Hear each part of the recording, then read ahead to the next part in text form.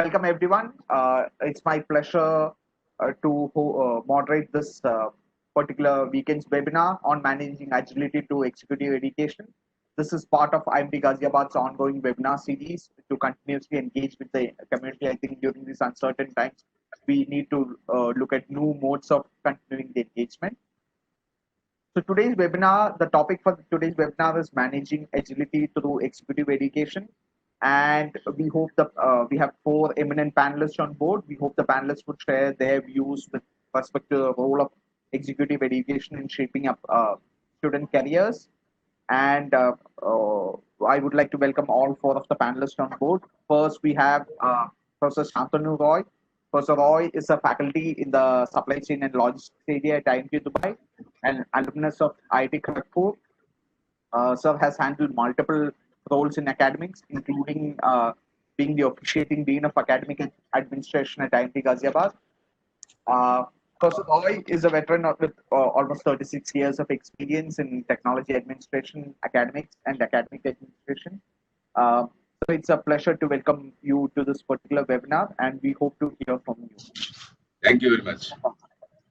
Our next panelist is an alumni from our own IMT's programs from the 2004 batch, Mr. Sabyasachi Pattanaik.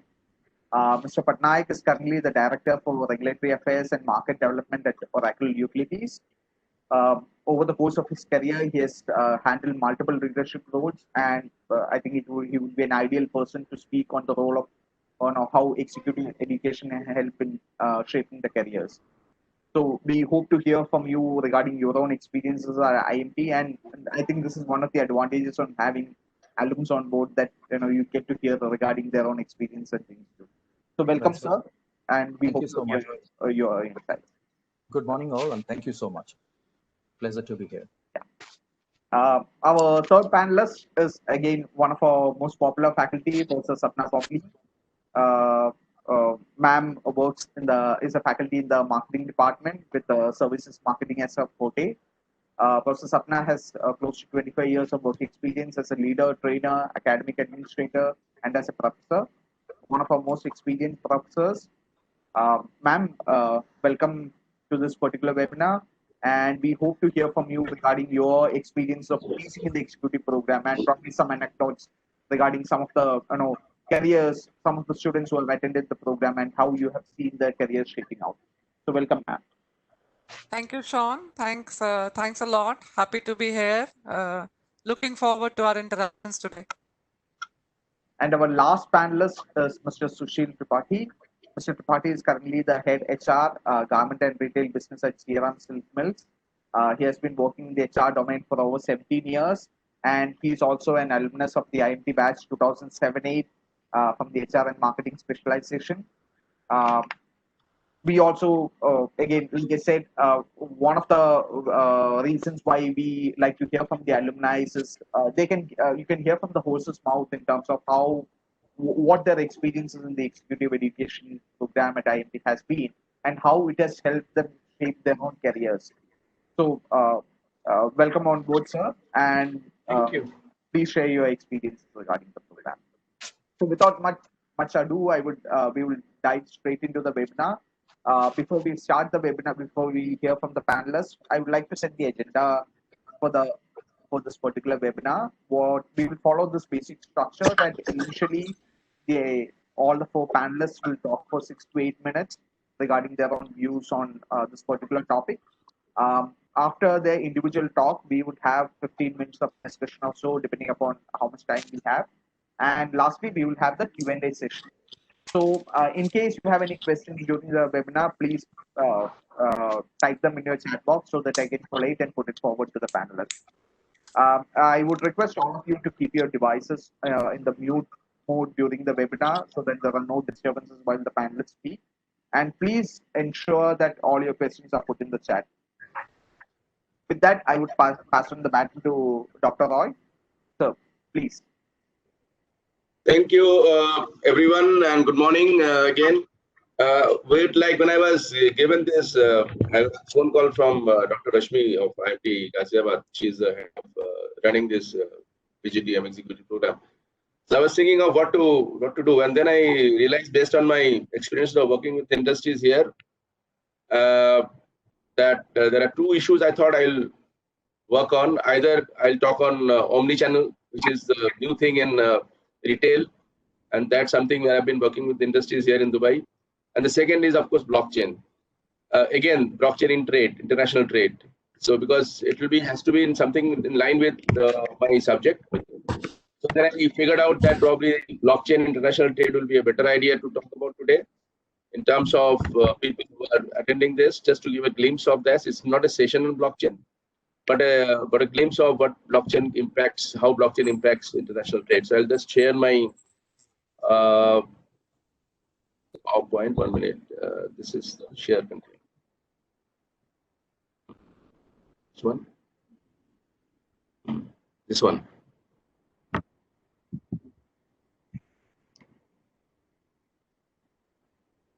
Yeah. Okay. Is it it's on now? You can see that. Yes, sir. It's visible. Yeah. Okay. So because when I was thinking of agility in executive education in today's times, so two things. I mean, I was saying that two thoughts came in front of me, because these are the current things which are bothering. Because Dubai is basically a distribution hub, and omni-channel is the new thing now, and especially after the lockdown, this is something which is actually taking shape. So, but then I realized, okay, that's something which is right now happening. Let me talk about blockchain, because I cannot talk about both things in the short time. So what is when people keep talking about blockchain in a number of ways, and most of you would be basically looking at blockchain from the point of view of cryptocurrencies. I am not talking about bitcoins here. I'm not talking about cryptocurrencies here. I'm talking about blockchain as it impacts supply chain, especially supply chain finance and international trade. And what are the implications of that? And it's a very short presentation on these aspects of that. Let's start straight away. Let's take a shipping container. So we'll let's say, hello. Yeah. So let's take the case of a paper tail of a shipping container. Now, how much of paperwork is involved in container trade across the world? And container trade, ocean trade, is basically 80% of all logistics that happen in the world. In fact, 90%, as this figure says, but of late the figure has gone down a bit. The ocean freight industries so transport remains highly dependent on a flood of paper that is never digitized, and that's more to do with different governments, different regulation, different custom requirements, and different countries with different regulations. So there are a lot of people actually working on that, including United Nations, International Chamber of Commerce, and all that. They are actually trying to work out making it more digitized and putting it on the blockchain. So let's look at flowers, shipping flowers overseas. Now, if you are talking about shipping flowers overseas, let's say the value of the global flower trade industry is nearly $105 billion. It's certainly more than that now. And 700,000 metric tons of flowers are shipped every year. Now, the point to note here is one shipment of these flowers from, for example, say, purely from Netherlands to, let's say, in India, one shipment can require sign-off from 30 unique organizations, and up to 200 communications are required in this. Now, in this large gathering of communications across different people and all on paper, one lost form or late approval could leave the container stuck in port, and if the container is not loaded on the shipping liner, like Maersk Line, which are the liners that take off on particular times, then you have lost the game. And the entire process can take more than a month. So this is the current state now. Let's say if the same process were digitized, how will it impact? Just a brief idea about that using the blockchain technology. Now, what is a blockchain? Blockchain is, again, it's not cryptocurrency I'm talking about, but cryptocurrency, Bitcoin was the first originator of the blockchain platform, as a matter of fact. It's a shared distributed ledger, can trace the container's path to supply chain with exceptional transparency and security. It's a shared ledger, and it can be permissionless, public, private, all that is there. So here, the flower grower readies the product for international shipment. Shipment information is added to the blockchain, and then of course it is loaded to the container.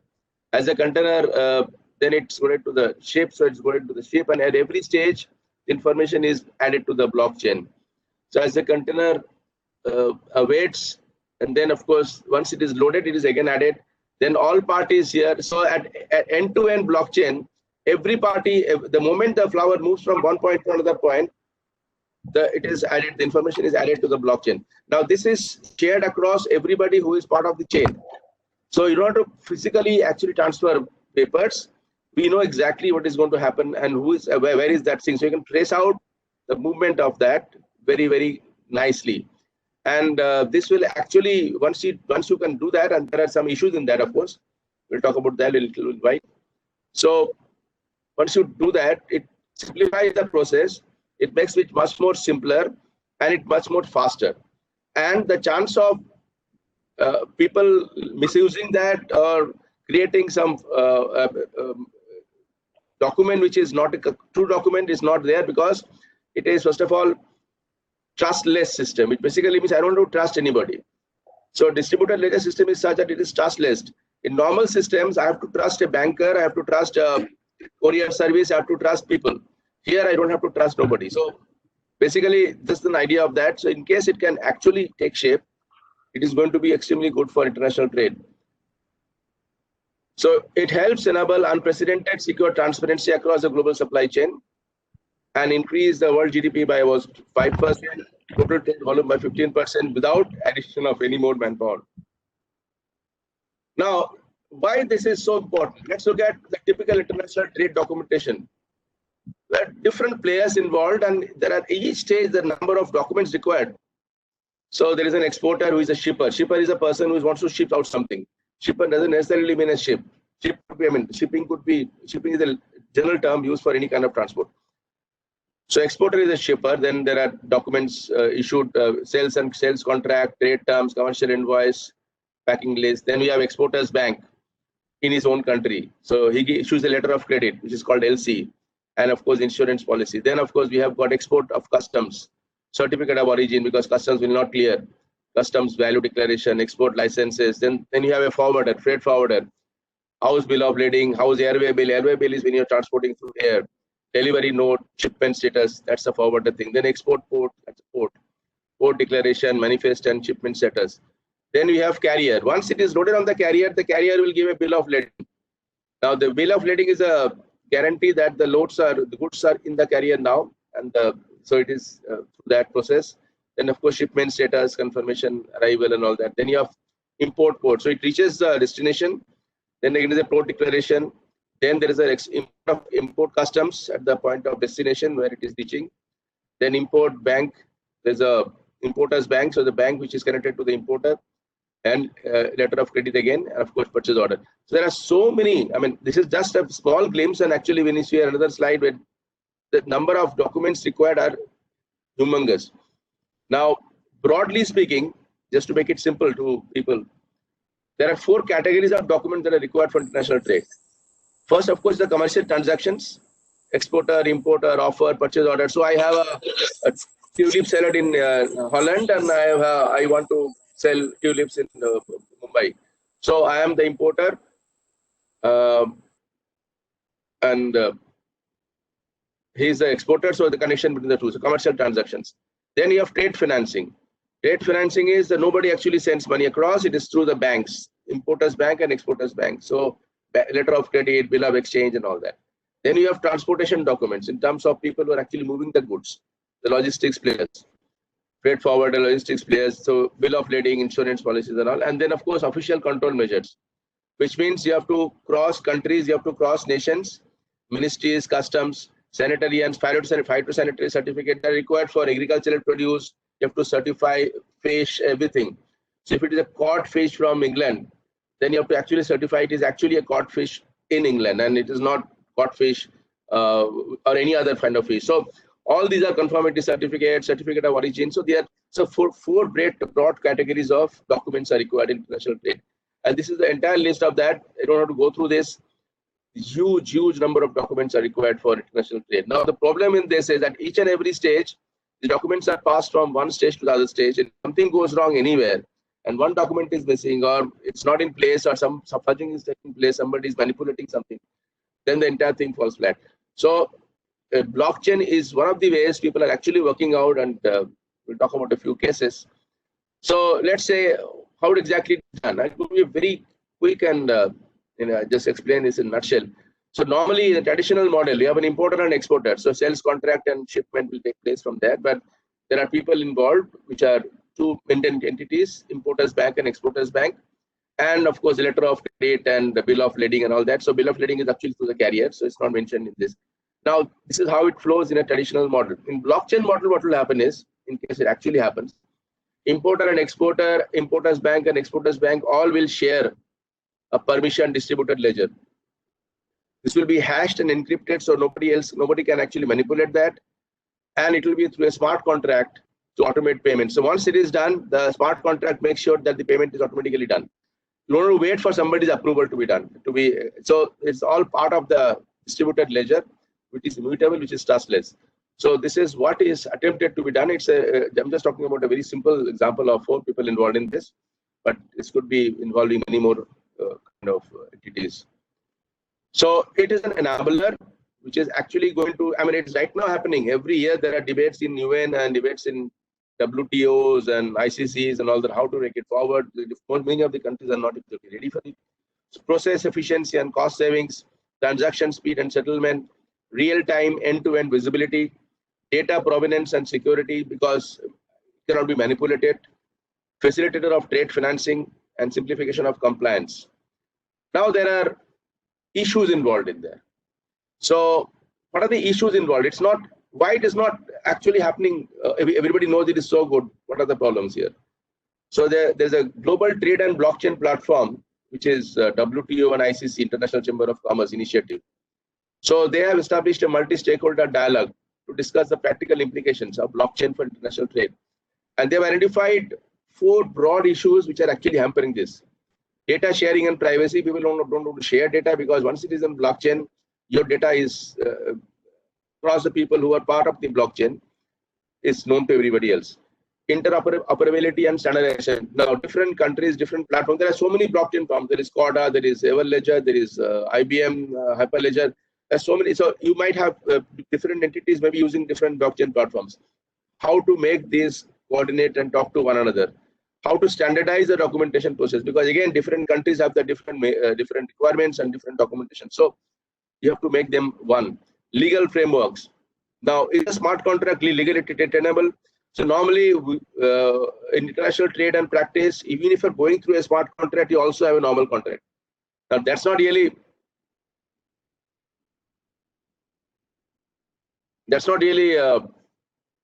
helping everybody, because legal things are very important. Countries have their own requirements, and then of course knowledge sharing and communication. So there are the 4 issues this platform is trying to work out with different countries and trying to make sure that things can be worked out in a better way. What happened? What happened? Why can't I go to the next page?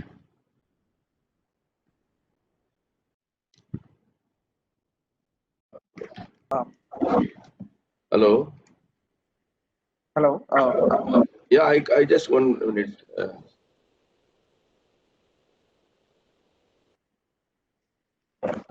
I don't know what went wrong. Okay, we can see the slide.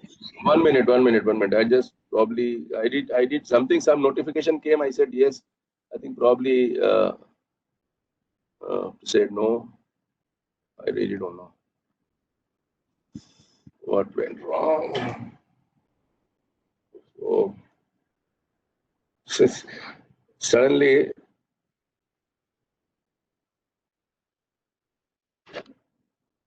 What went wrong?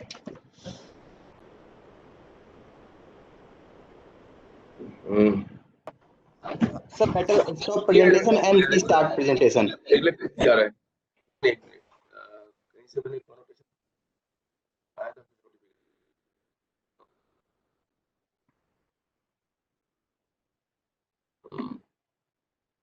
What is up?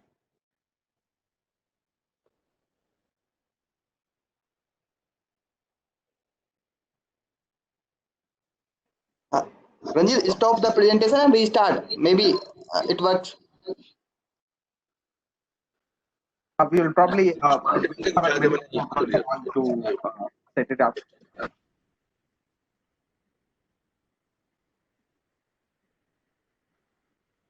So, meanwhile, while Yeah, I think 1 minute. Yeah. What happened?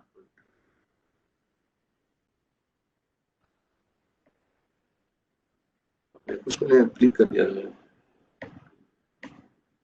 so, while the technician sets it up, there are a few questions which have come regarding Okay. Okay. blockchain. Yeah. Yes. So some of the questions are: how is it different from digitization? Another question is there a global authority which authenticates and approves the blockchain network like they do it for the internet? And the last question is: how does blockchain help in contaminating, stopping the contamination and tampering as such of products? Okay. Now the contamination part, we'll talk about it because Probably we can take these questions. I thought probably we can bridge while you set it up. You can take up Yeah, these yeah. questions in the Q&A session. When it comes Okay. out. Okay. Okay. If you're ready, we can start.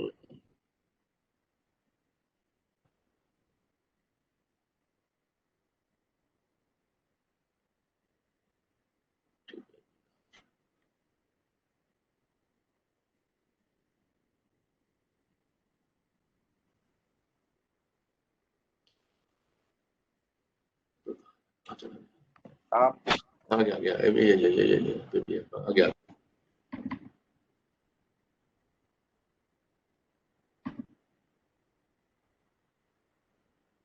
Come now. Share. Hello. One minute, just रुक जाओ. So I hope it works now. Yes, Now sir. it's working. Now it is working. Thank you, Ranjit.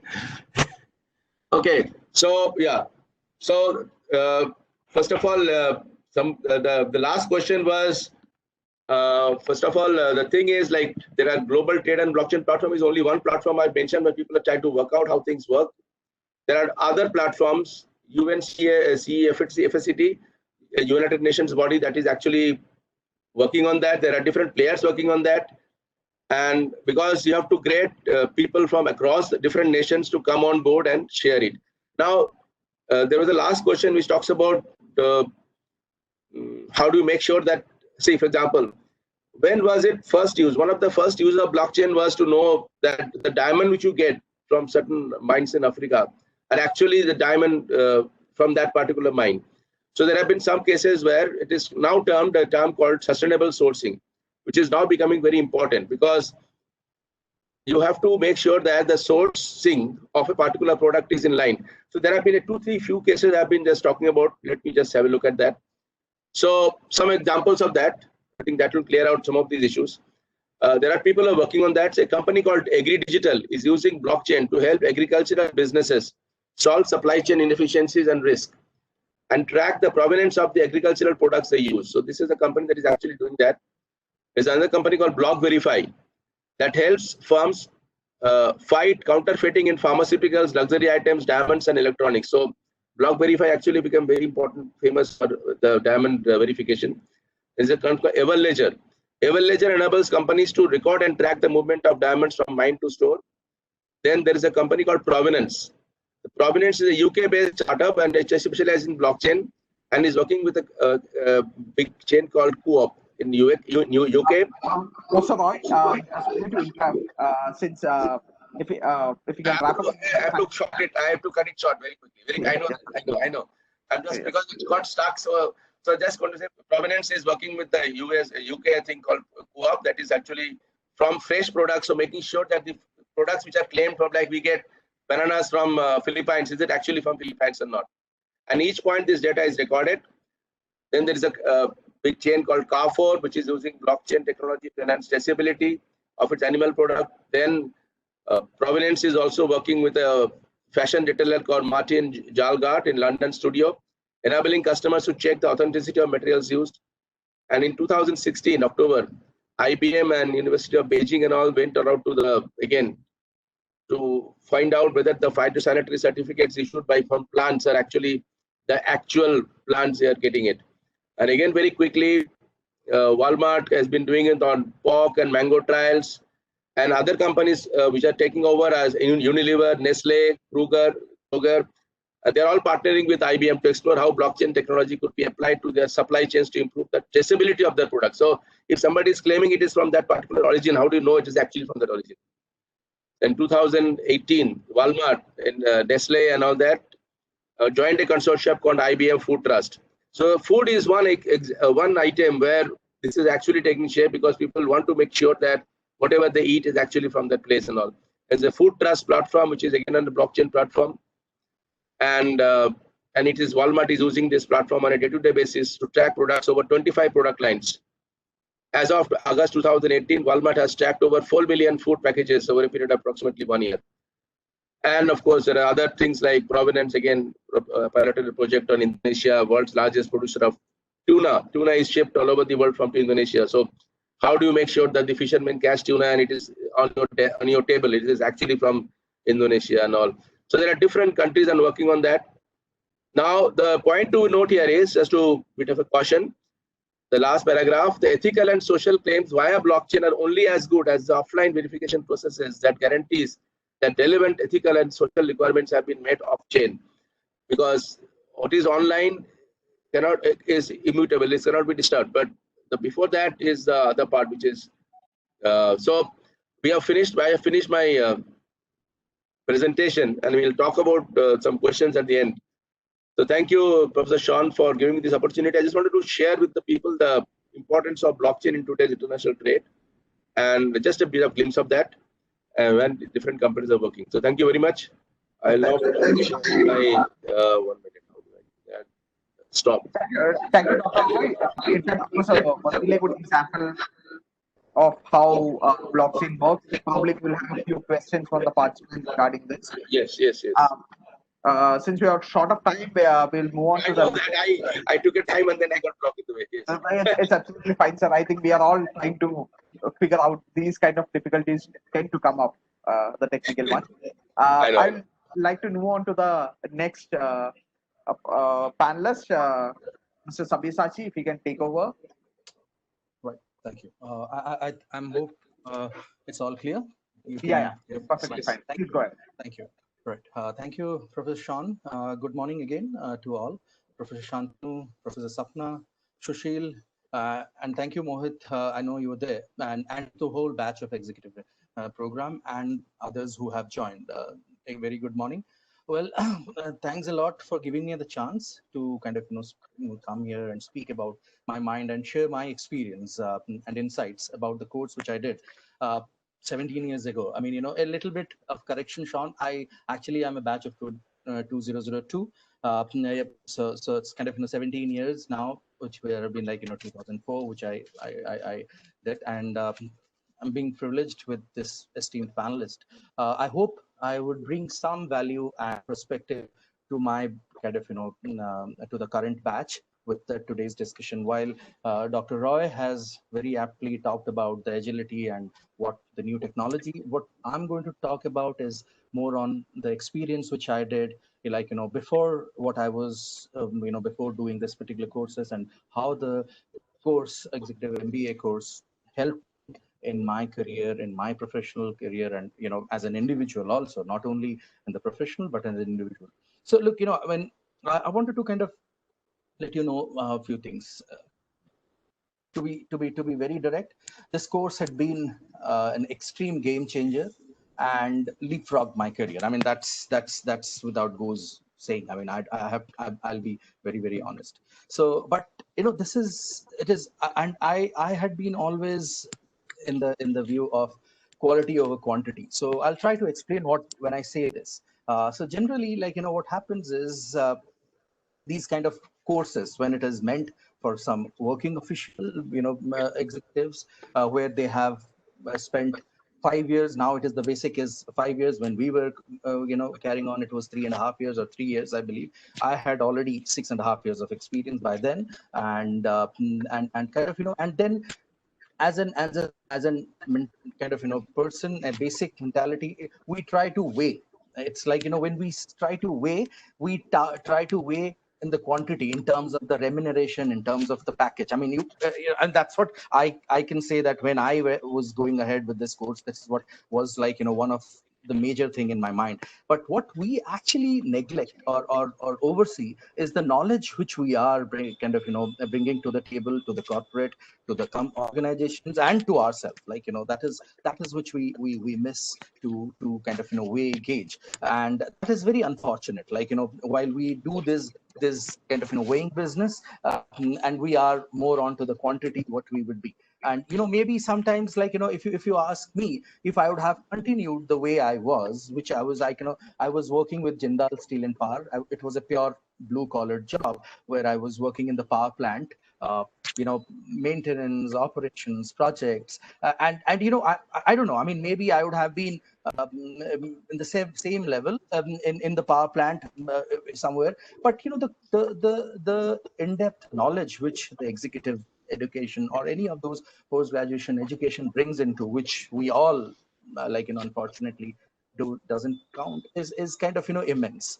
So there are a lot of organizations nowadays who values this. Like, there are few things. Let's say that there is a scenario which there are two candidates which need to be taken a call by the organization, and which one is kind of is well qualified, well experienced, but the other is again the same, with a value addition of an executive course or an postgraduate course. So what do you think, like, which an organization would prefer to? So that is what, like, where these kind of courses brings in perspective. And for me, it was as I said, a kind of game changer.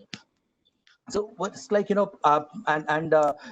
terms of knowledge, in terms of, like, not only this particular course, not only, like, opened various avenues in my career, but also it gave a different perspective of looking into the things. The case before doing the course, before the executive MBA, it was a very simple kind of the approach or the thought process to any of the problems or any of the situation was very, very straightforward. And kind of we were not thinking on a holistic way, on a big picture, which we can say. So that these are the things which actually in currently an organization looks for an individual. So how, and and it also increases the thought leadership within the person. Like, that has an immense growth which a person, an individual kind of and also contribute to the organization. But that's how I feel is a very, very apt course. And the other is, we shouldn't, the other thing in a batch, I'll say that the whole point is, like, and this was, I can say, from the real incident. We used to compare ourselves to the, like, to the regular PGDM. So we shouldn't be, like, we are in a different level altogether. They are all freshers. We come from the industry, regular, like, we have been working in the industry. We know we are in a kind of while if we are comparing ourselves, maybe in terms of the placements, maybe in terms of the kind of the reach which they have. I mean, that's according to me is not correct. And, like, I mean, like, I would kind of keep on going, but I would restrict myself to more on Q&A. And this is what my intake and that kind of the whole point of was that whatever I can kind of at the end of what I will say, that whatever I am today, currently, what you will see is just because of this particular courses which I went for, and kind of which have been exposed to the the knowledge, the case studies, the international experience. This is what kind of I have gained, and this has leapfrogged my career. So that is what I can kind of I'll to the save on the time, and to give others as to that, I'll restrict myself there, and will more kind of come into picture on the more Q&A side of it. That's all, Shawn, from me. Thank you so much, Mr. Sabyasachi. It was really nice hearing regarding your experience, identity, and how it has very specifically helped the coursework, the course structures. Thank you, sir. I would like to invite the next panelist, Professor Sapna Popli. Ma'am, over to you. Thanks, Shawn. Am I audible there? Yes, Yeah. So, when I heard from Rashmi as to what is it that she wants us to do, and I read through the topic, and she mentioned it is called Managing Agility Through Executive Education. So I was wondering, I teach marketing. I'm a professor in the marketing area, and I started wondering, what is it that I can focus on? And I was discussing with Shawn in between, and what I thought was, to share with you. I'll not get into talking about marketing with you. What I can, which is what we do in classes and do often, and all of us will do it. What I will do is maybe talk to you a little bit about this term agility, since that is what is there in the topic, and I will try and build a story around what is agility, what do you understand by agility, uh, why is mental agility important today, and how does executive education help you build that agility. So that's what I thought we will do.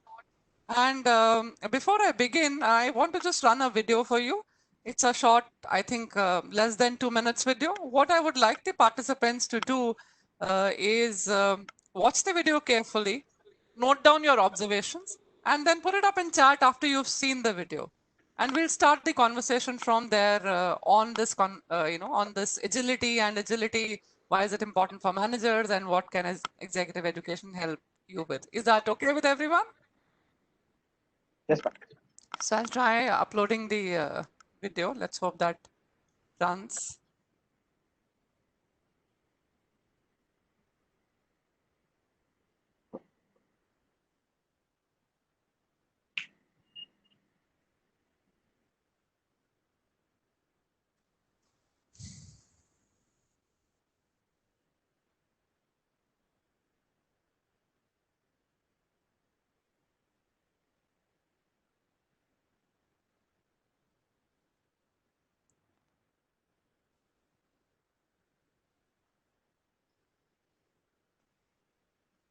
Hello.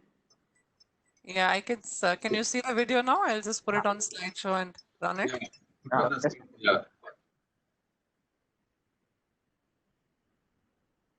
Yeah. I think there's some slight lag, so I'll just.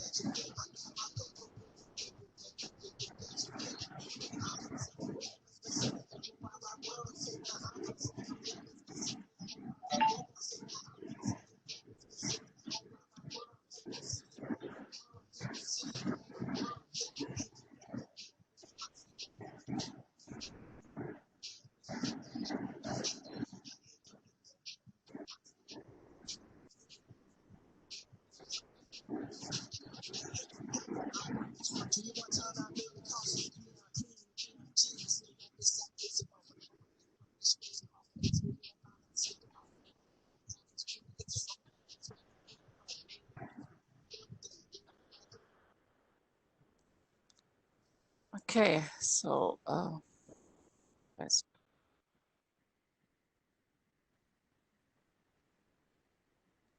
All right. Yes, ma'am. So was the video clear, audible? Yeah. So if Shawn has collected some comments from participants, or if you can just take another half a minute to put in your comments. Yeah, I'm still getting the comments from some of them. Yeah, I can also So, see them. Yeah. Speed, flexibility, avoiding obstacles, high jump, accuracy. I'm just reading what I'm seeing on the screen. This is what observations from one of the participants, I think Rishabh has put up. Are there any more observations? Reflex. Okay.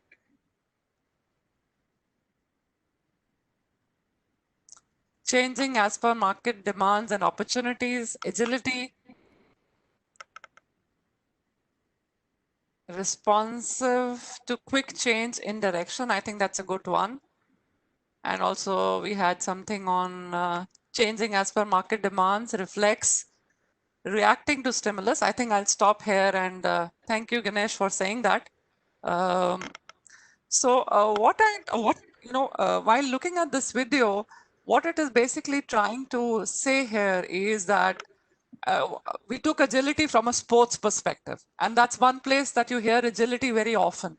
So agility has become a commonly used term without really understanding what agility is. Now, in a sports context, as you could see in the video, what we really mean by agility is different from just changing direction or just training for strength, right? It is a response or being prepared for a response to a stimulus. So as long as there is a preparedness, there is a stimulus and there is a response. So it is in a sports context, I would just like to read what it was on the video. It's a rapid whole body movement with change of velocity in response to a stimulus, right? So it is rapid, it is whole body movement, it is in response to a stimulus, and there is a change in velocity, direction, movement, along with maintaining balance, right?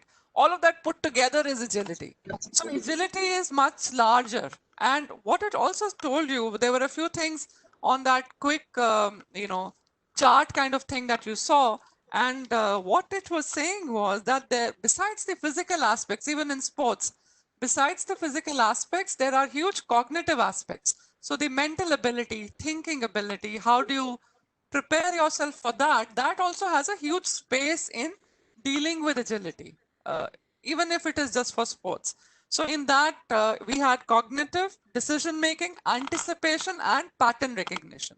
Now, if you were to take this forward to mental agility, the same things would apply. So when we say that we need people who are more agile, when we say that we need organizations that are more agile, what exactly do we mean by that?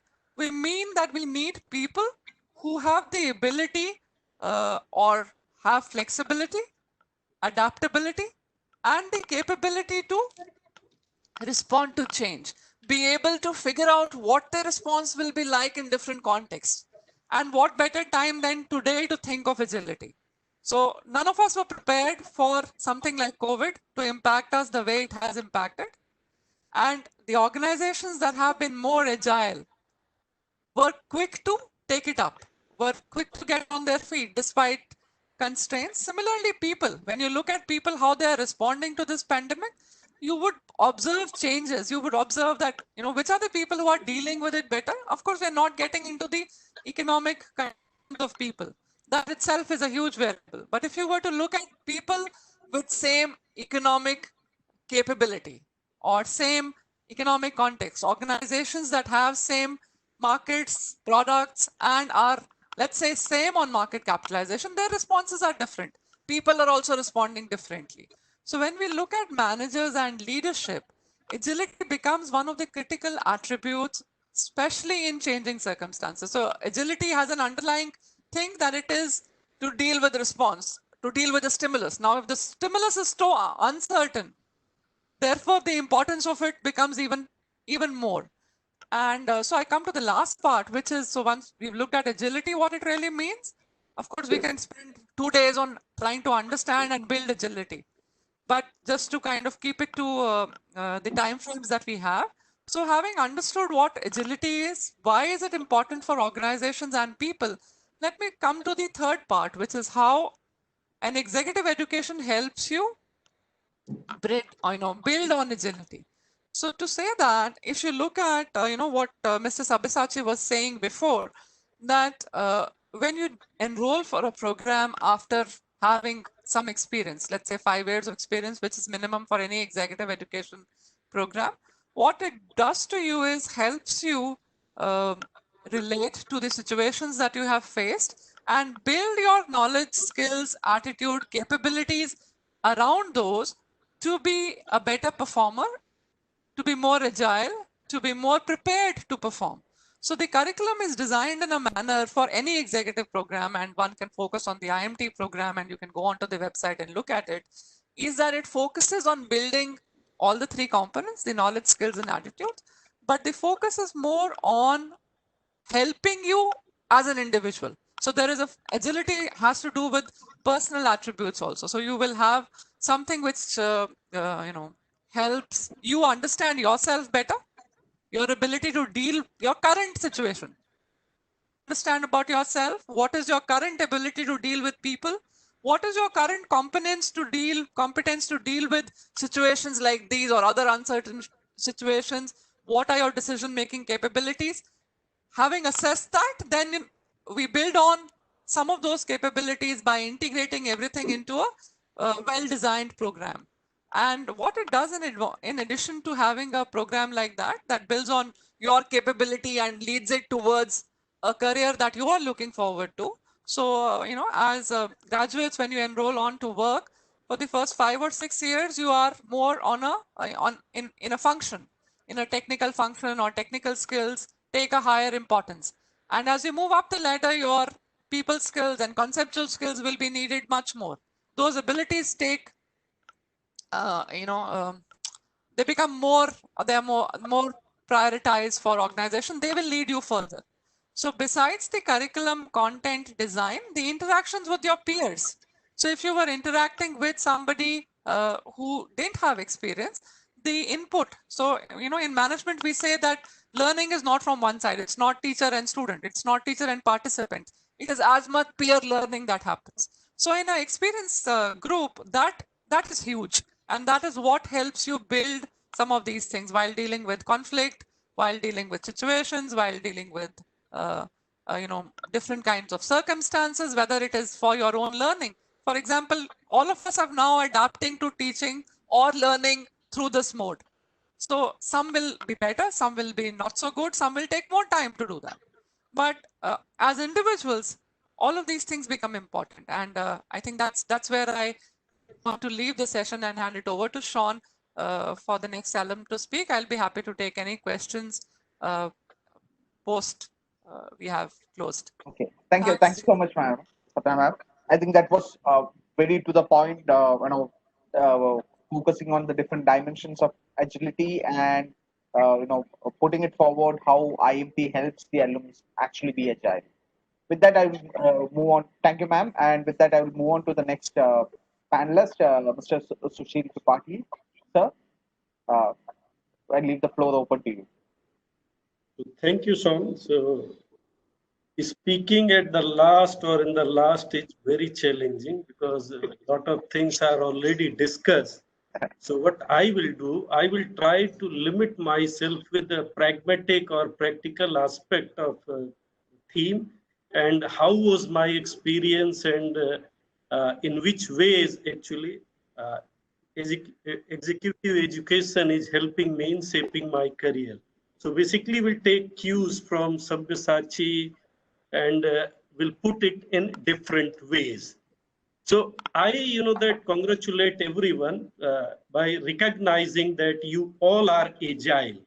Why I say you all are agile? Because like Sabyasachi said, when he had enrolled for this course, he was having choices or he accepted this course with the view of upgrading his salary. So likewise, everyone, when they think for any executive program, they have two choices. Either they look for value or they look for money. So there is a confusion. So opportunity is there because it requires change, as well as imminent risk is there.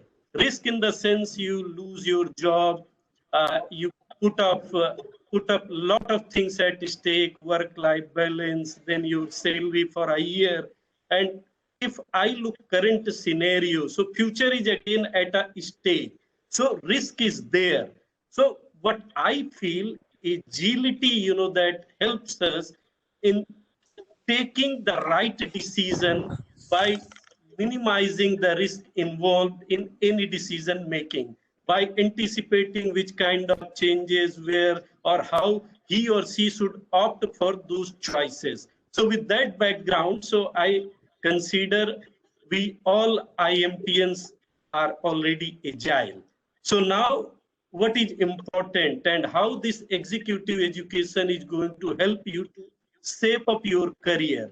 So what is very important, instead of running money, instead of running, that placement, looking for good companies, so you have to focus on values in the sense like learning opportunity, exposure to interact with peers, exposure to work on multiple industry projects. So a lot of things should be there, a part of your curriculum. So basically, this course is a kind of marry between theory and practical aspect. So normally we all were devoid of logical background or theoretical background of what we were doing, and we were limited to just one function. So like Sabyasachi said about a mundane kind of activities, project work or blue collar kind of work. So we all are coming from different streams. So we are limited to just finance or marketing or IT or maybe software or maybe HR. But executive education will give you a plethora of knowledge related with business. So whether it is a finance, whether it is a account, whether it is a HR.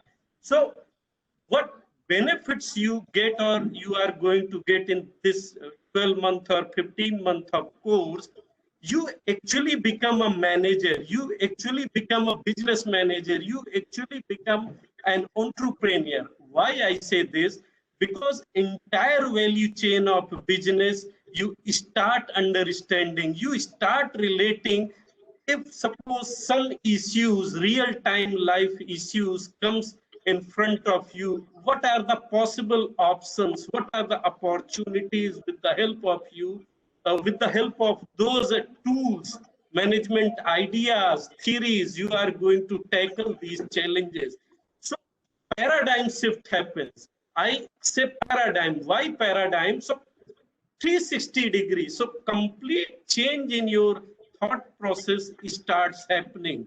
So I always advise, take this 1 month time as a big opportunity to transform your personality, to transform your thought process, to transform your thinking towards business, to think the opportunities available in the business market. So now when you are out from the campus, you are exposed to varied kind of roles. So suppose a software engineer can become a project manager. A software engineer, if he has accumulated good or sound knowledge in accounting or finance, he can become he can get actually opportunity even in finance domain. So now from one role to multiple role, your journey gets started. Now from a limited perspective to bigger perspective, you start thinking. Now towards money, you start running after creating value or how you can add more value into the business.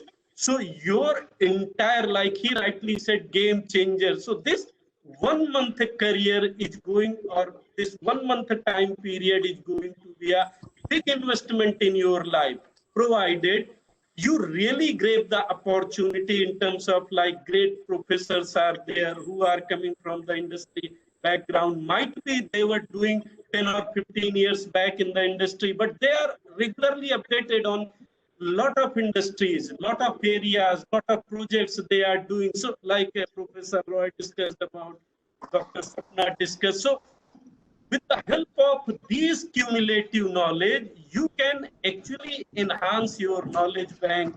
You can enhance your deposit in multiple facets.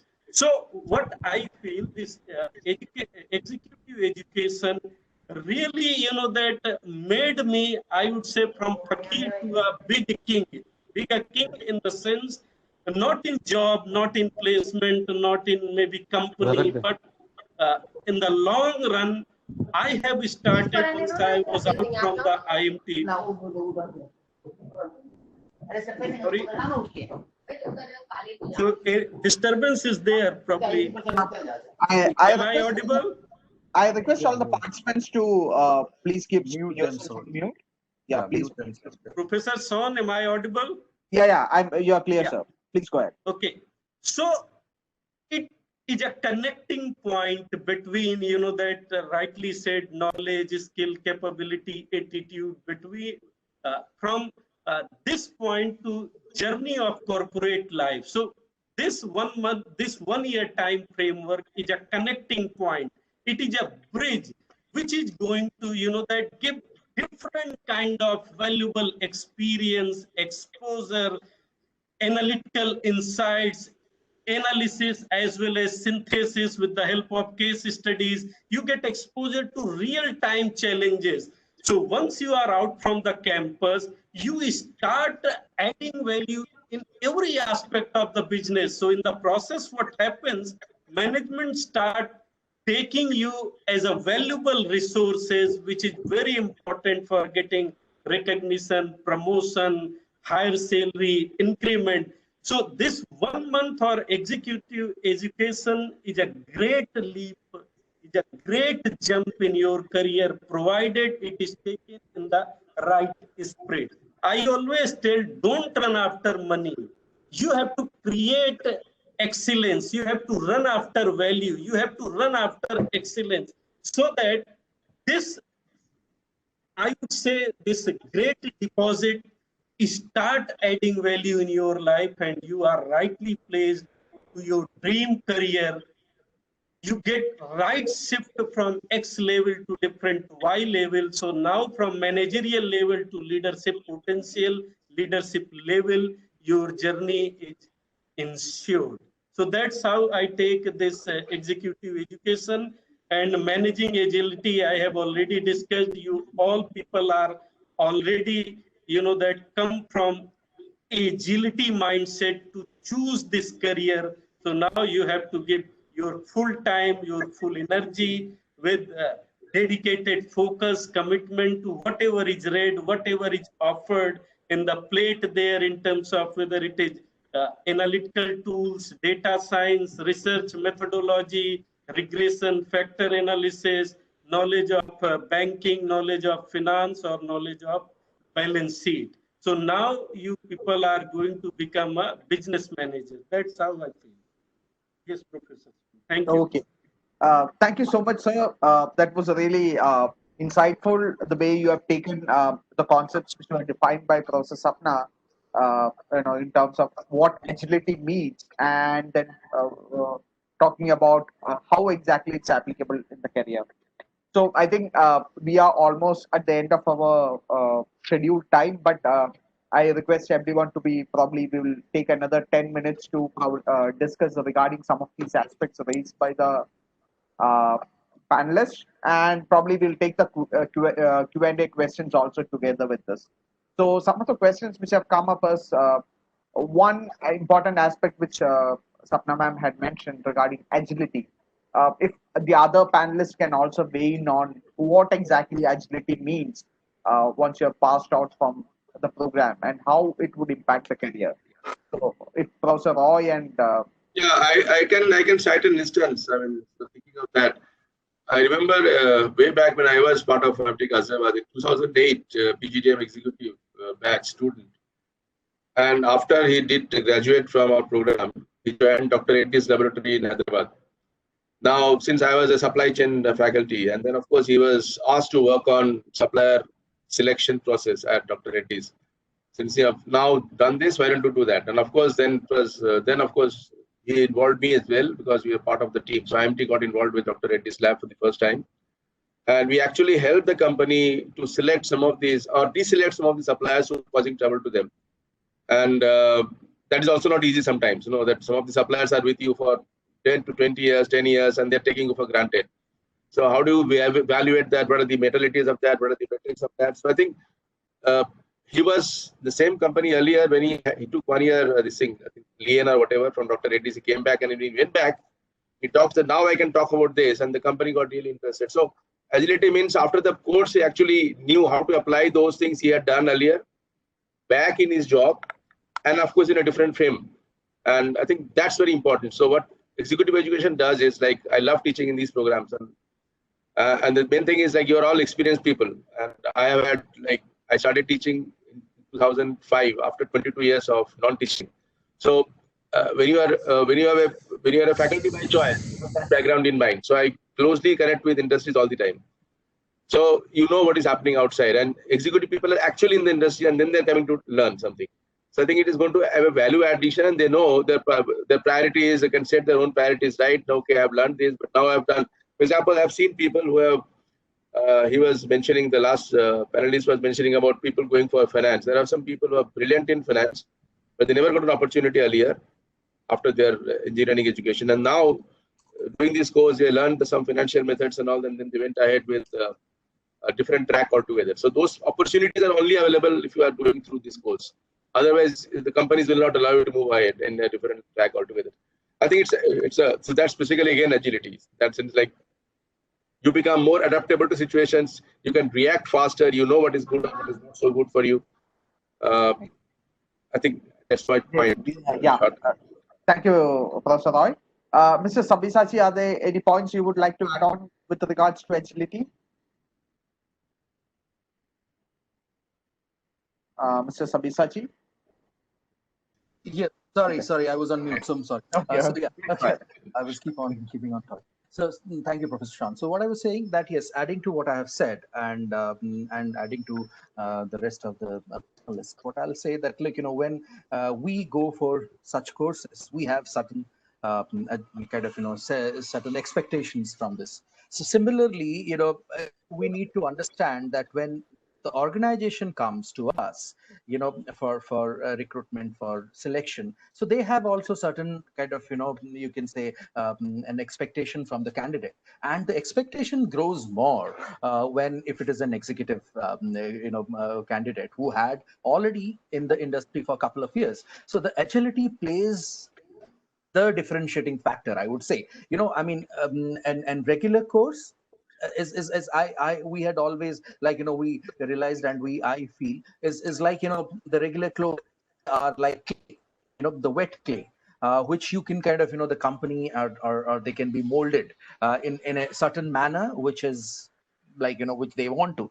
But executive are kind of, it's not really that kind of, they have their thought process, they have their decision making, which comes out with the experience which they have been working on, and then kind of, that holistic overview or the angle which they bring to the corporate, to the organization, or maybe the faculty, being a faculty, that gives the additional mileage, or the extra mile to any of the candidates. So agility plays, as Professor Sapna said, is the kind of, is the predominantly one of the major things which any of the organization, any of the looks from their kind of, any of the people and executive batch are kept to do that. So that's how both goes hand in hand, the executive batch and the agility. So that's all my limited submission. Okay, thank you. Again, in line with what the other panelists have said, thank you, sir. In fact, I would want to put this to the aspiring students who are there, who are part of this particular webinar. If there are any specific questions which you want to ask, this would be the right panel to ask. You can shoot your questions now, and our panelists will take this forward. So we have discussed, I think, the major points which are there, which we had on agenda regarding what does agility mean, how exactly it helps in the executive program, and our alums have spoken regarding how it has helped in their own careers in terms of doing this. So we have a few questions, probably due to lack of time, we'll just pick up the few questions which have come forward. one of the questions is that Piyush seems to be a successful business leader. It is said that you have to be a master at one or two things and focused mastery on one or two skill sets. And he wants to know how the executive program would help achieve this. That one or two skill sets which are really required for you to excel. So, if the panelists would like to take this. So maybe I can just respond briefly, and one of the alum can then take it up. Yes, While you say that we've lived in the era of core competences for far too long. I have a different perspective in it. While we started with core competencies and that's where we focus, we've now shifting back to more generalized. So you have to be good at everything. You may have a very deep dive knowledge and skill on one thing, but that knowledge and skill may become irrelevant after some time. So if you look at it, your ability to learn and relearn has become so much more critical than focusing on one or two skills. That perspective is mine, and it may be different from the others, but I thought I'll just put it up. Okay. Yeah. So, I'd like to add on.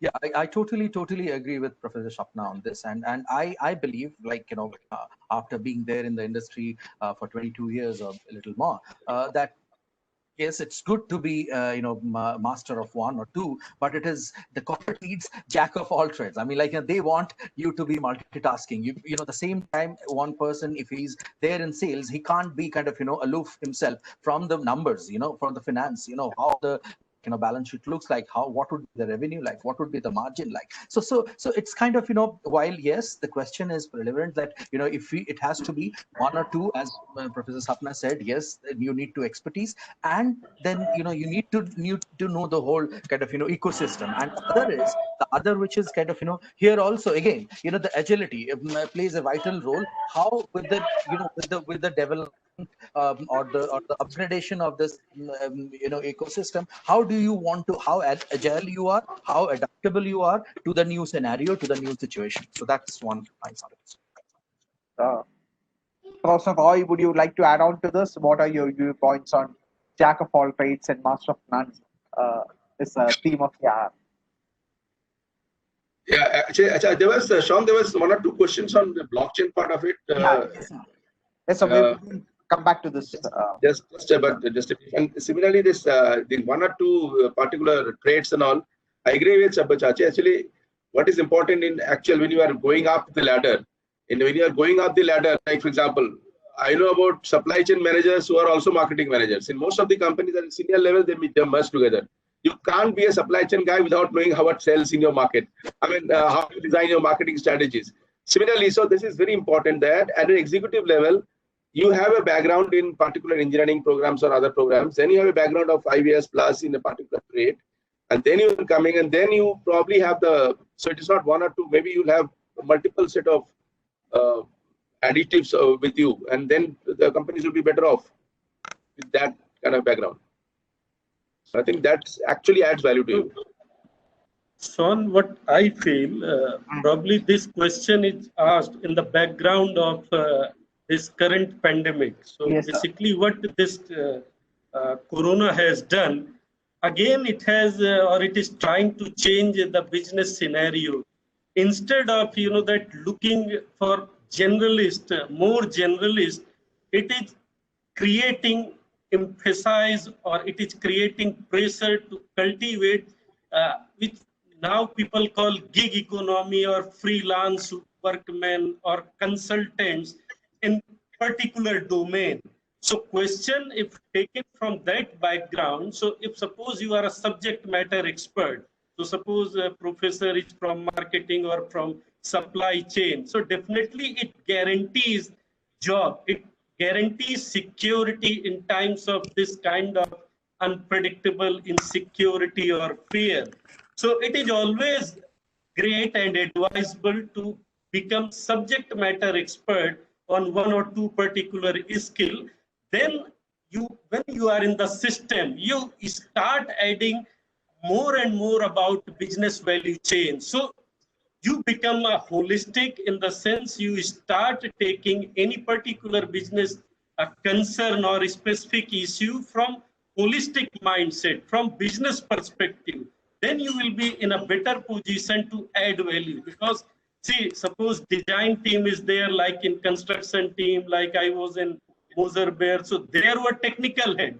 So he was a subject matter expert of design. He was coming from IIT Roorkee. So he was equally regarded in the team. Might be he was having a small team. So you cannot deny the importance of becoming subject matter expert, but with the help of this kind of education, where education is imparted from entire business value perspective. So that's how I take this issue.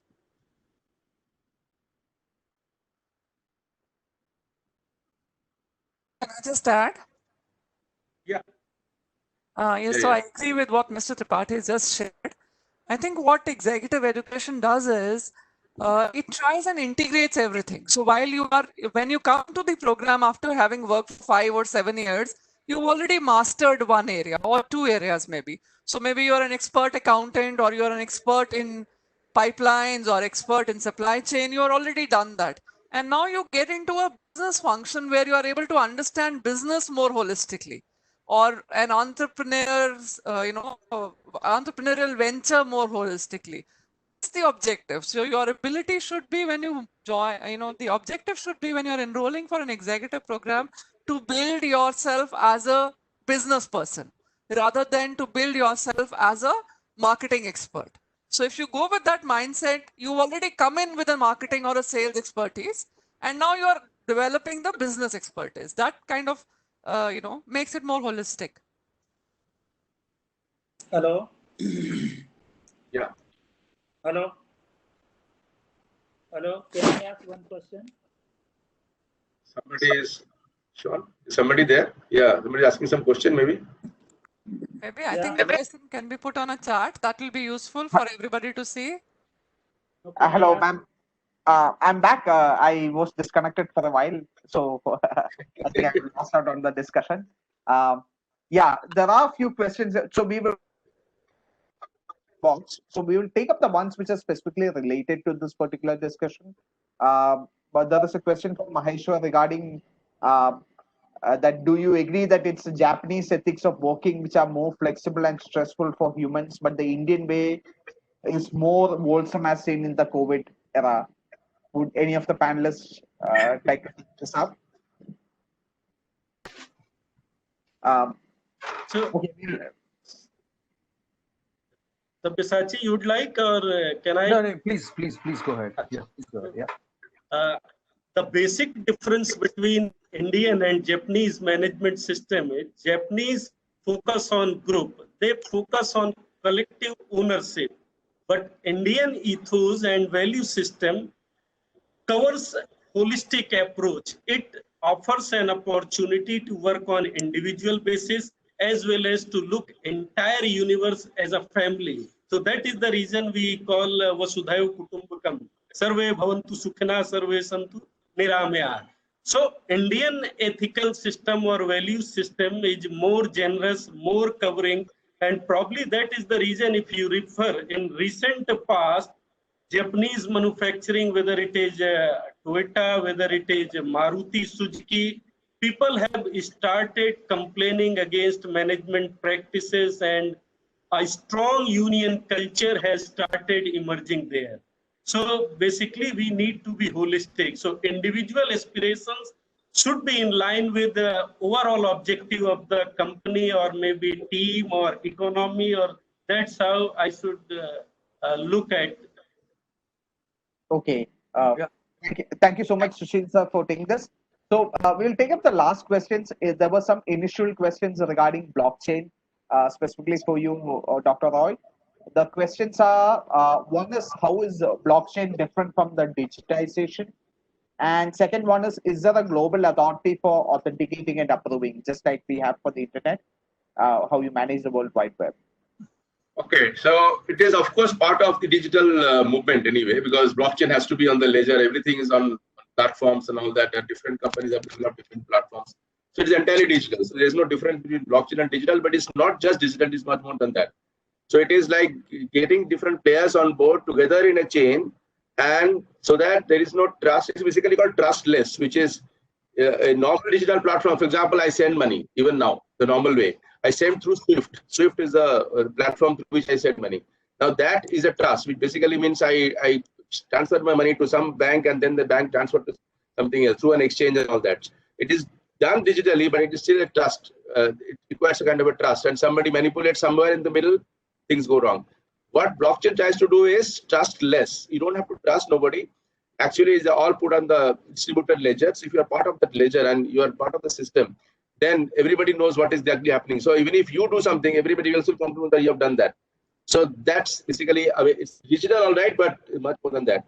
And the second question was, you said, The global different players. Now, as I was mentioning, that UN, United Nations and International Chamber of Commerce and everybody else, WTO, they're all working very hard to get people on board, different countries, heads on board and all.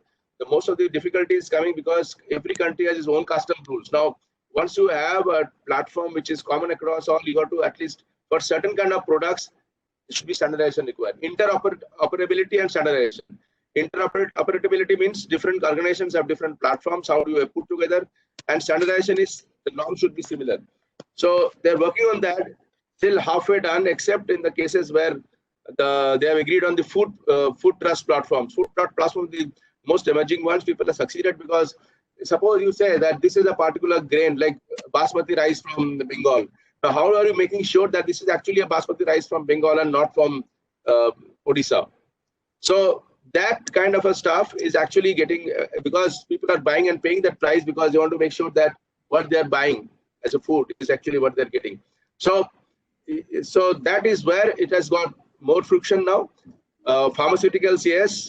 Fashion products, yes. Some of the big fashion giants are actually make sure that they are getting some linens or somewhere. And is it actually that one? So it actually means in some areas they have gone ahead. Many other areas is still much late.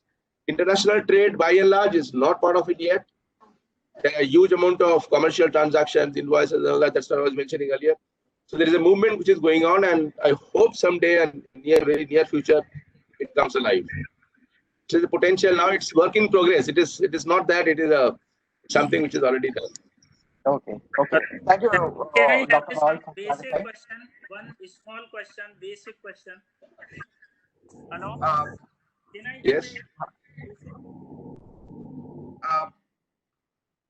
Hello? Yeah, you Yes. can put your questions in the chat box. No, I'm not able to put it the question on chat. Okay. Please go ahead. Okay. This will be the last question. Please go ahead.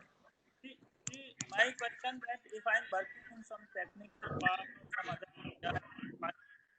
DMA, so if already is there somebody who is the full-time MBA and that, so how I can promote to that particular level?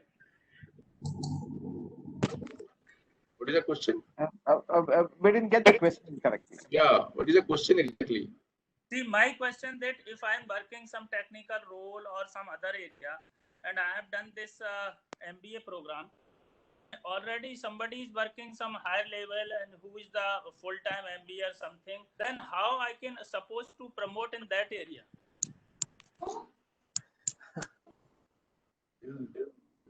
That's a tricky question. Well, I mean, I can say just that, I mean, like, it's not about like, you MBBS what doctor. I'm trying to tell is that it is definitely dependent on a person's contribution, dedication, and the work he is into. And definitely these are all tools. The MBA courses, executive or regular, whatever it is. These are all tools. Again, now you need to know how to use those tools to kind of climb up into the ladder of the success. So that is what is how you have to take it. I mean, these are the tools. You can't think that the tools are going to lift you up. So you have to use the tools to go up. Very rightly said, Mr. Sabyasachi. With that, we would like to, since we are already overshot the time allocated for this webinar, I would like to thank all the panelists. It was a very insightful seminar. We got to hear regarding multiple things, regarding agility, regarding blockchain, and it was nice to hear regarding the experiences from our alums also. So thank you so much, everyone, Professor Roy, Professor Sapna, Mr. Sabyasachi, and Mr. Sushil Tripathi. Thank you so much. And thank you everyone for joining in. And on behalf of everybody, thank Shawn for conducting this panel very well. Very well done. Thank you, Shawn. Thanks everyone. Thank you. Thank you. And for the participants, if you have any specific questions which are not unanswered, you can always write to the program office, and we would love to get back to you regarding your queries.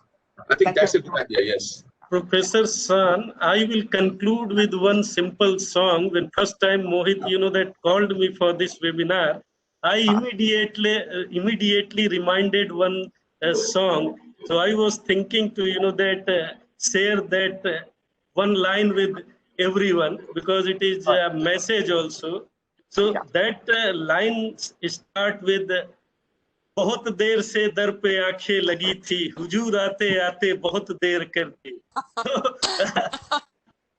I would, that advise all executive team members, executive education team members, to get connected with all the alumni on regular basis, and probably that is the biggest difference behind a 2-year course and this 15-month course.